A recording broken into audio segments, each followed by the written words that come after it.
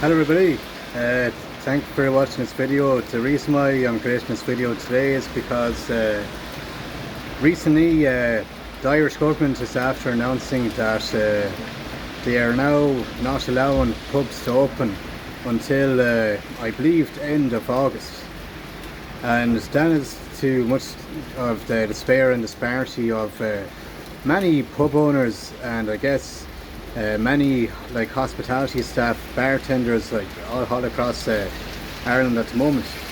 And the one thing I find extremely strange about it is the fact that pubs in England have actually been open since I believe mid July, and when it boils down to it, I think when it comes down to deaths per million, like the UK actually had nearly double the amount of deaths per million that Ireland had. So the fact that Ireland actually has like more severe regulations and guidelines about being able to go to public house and nightclubs, casinos, etc. is a bit extreme. And I guess it isn't just pub owners that like this is actually affecting, but it's also affecting bartenders. It's affecting hospitality staff, people who work in hotels. It's affecting staff who work in casinos, and it's also affecting people such as taxi drivers, because taxi drivers are actually very heavily reliant on the trade that would actually come from nighttime services. Like I walked through Galway City last night, and over the past 2 nights actually the streets were completely empty. Like, and it's very weird and very peculiar for the streets of Galway to be empty around this time of year, because like this is when the majority of tourists would actually be around Ireland, like people from all over the world.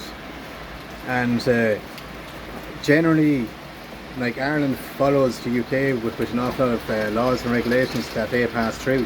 But the fact that like we are so far I guess behind, like the extremities of the laws that we currently have in this country at the moment are very severe. Like the fact that guards can now pull people off buses and arrest them for not wearing face masks is ridiculous.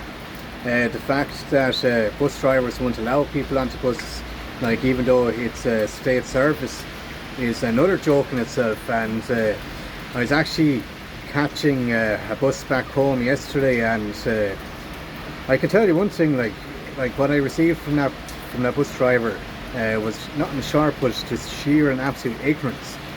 Like, and the fact that you now have like people treating people like 4-year-olds, like, is taking things to a completely different level. But like, once again, like, I think that Ireland only has 0.012% infection rate of the coronavirus at the moment. It's very low risk, so therefore I don't believe that people would have much of an issue of being able to go into pubs all across the country. And but like, once again, like the hospitality like industry is one of the most critical industries in this country, as is the tourism industry.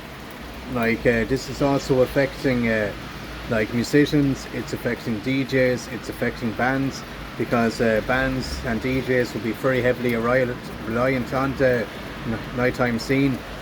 People can't celebrate their birthdays, people can't celebrate work events, like people can't do a bloody thing anymore. Like, and it's coming to a point of where I think we have to reopen the economy. Like, the stats have already shown that the majority of deaths have occurred in people who are over the age of 85 years old and have had 2 or more conditions, which is what would typically happen if elderly person with 2 or more conditions, they would typically die if they got a very bad bug or flu.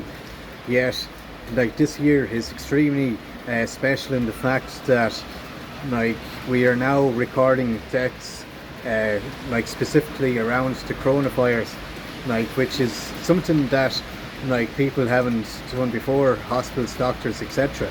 Like, because normally if somebody had died of the flu or had died of a bug, they would record it as if that person had actually died from the underlying illnesses and conditions that they already had.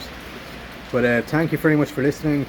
Once again, I think it's time to reopen our economy, reopen our pubs, reopen our hotels, reopen our casinos, get people back to work. Like, I don't think it's very fair. Like, people have been held in absolute limbo and an absolute ransom now for the past few months. Our death rates have dropped dramatically since April, and I believe that we have been effectively coronavirus free in this country since April, and I believe the stats and figures fully back that analysis of the situation.